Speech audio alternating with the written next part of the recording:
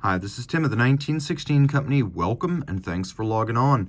If you love this watch, email us, tmosso@the1916company.com for purchase pricing and availability questions concerning this watch. And today we are discussing a prince among Speedmasters launched in 2018. This is the Omega Speedmaster Moonwatch Blue Side of the Moon Aventurine. It's the blue side, but it's also an Aventurine glass dial. A substantial case, 44.25 millimeters in diameter from lug tip to lug tip. It's actually shorter than you might think at 49.6. The watch is thick at 17.4 millimeters with a nice broad and proportional 21 millimeter spacing between the lugs. Here's the thing, broad diameter and very thick, but not particularly wide across the wrist. You can see on my 16 centimeter circumference wrist, it wears fine. It is thick and it's not going to fit under a dress cuff, but being all sapphire and ceramic, it is incredibly light and relatively short across the wrist. It works just fine. So if your wrist is my size, 16 centimeters circumference or larger, game on. This watch is going to fit you. The strap is very high grade. As you can see here, we have a large rectangular scale alligator leather that segues to smaller and medium rectangular.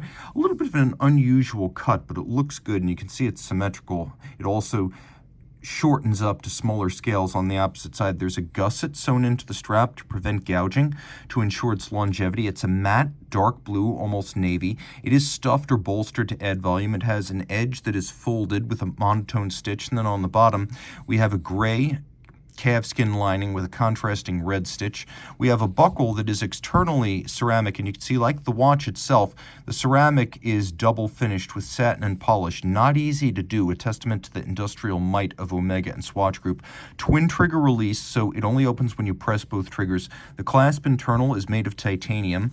You tuck the strap in. You can see there are these two little lobes and then the pins. It anchors and then it sits underneath the clasp body and the opposite side of the strap, so there's no extra length visible externally when it's sized down, and no need for minder loops. Also, because the exterior of the buckle is ceramic, the part that's under your wrist that's going to be rubbing back and forth on your desk is as scratch resistant as the case. And ceramic is incredibly scratch resistant. What we've got here is a material that, for all practical intents and purposes, will never show a mark. It doesn't need to be refinished, and the great thing is, because you always wonder when you buy a pre-owned watch, has it been refinished or polished? You know with ceramic that it's as sharp as the day it left the factory. Some people ask, is ceramic for me? I always ask, do you routinely break sapphire crystals on your watch? Do you chip them and crack them and shatter them? If you don't, ceramic is perfect for you. It's hypoallergenic, it's extremely light, and it is incredibly scratch resistant. We have the lyre style lugs, famous on Seamasters and Speedmasters since the early 60s. So we have the inward bevel, but then we also have the outward bevel that turns into a polished bevel running end to end. We have a shear guard profile for the crown and pushers. Of course, Omega uses its ability to inlay gold into ceramic with this Ceragold bezel, so the gold is permanently bonded to the ceramic. We have a dramatically boxed and cambered sapphire designed to echo a vintage plexiglass.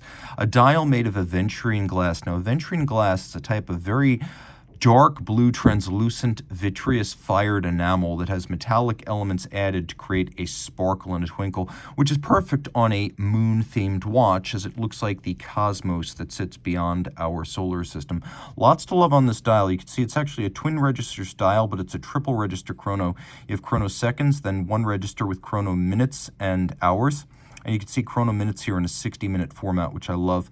Hands and indices in rose gold. We'll do a loom shot so you can get a good sense and appreciate that the chrono seconds hand is loomed.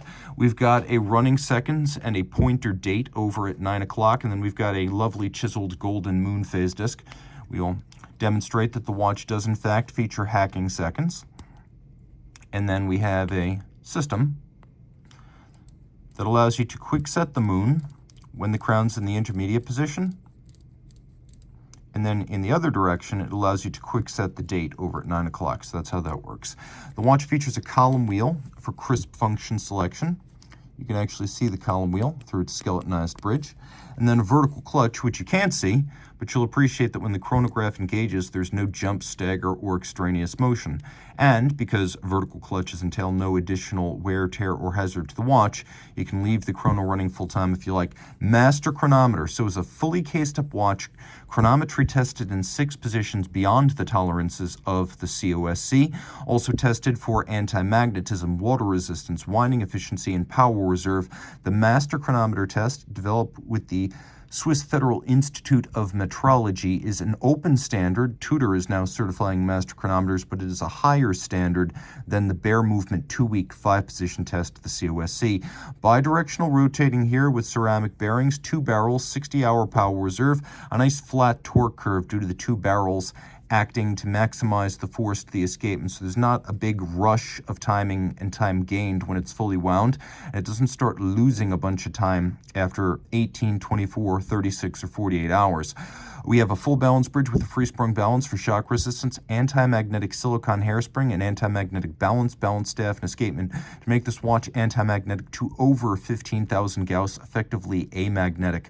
You can see this a 54 jewel movement with arabesque Côte de Genève blackened and polished screws, and the tri-level coaxial escapement that trades the sliding friction of a Swiss lever for tangential friction, which is less, a system developed by British watchmaking great George Daniels and industrialized by Omega during the 1990s, and this is the tri-level iteration of that system.